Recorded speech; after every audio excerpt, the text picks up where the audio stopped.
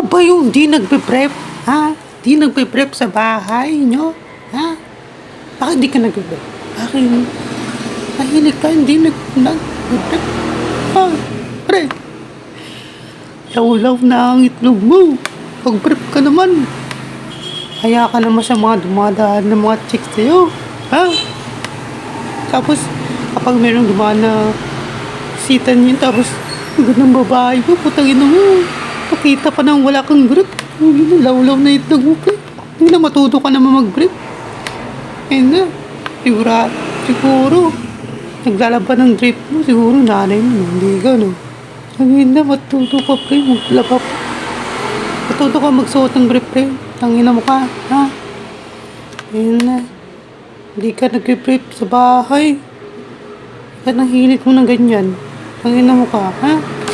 Mag-grip ka araw-araw, ha?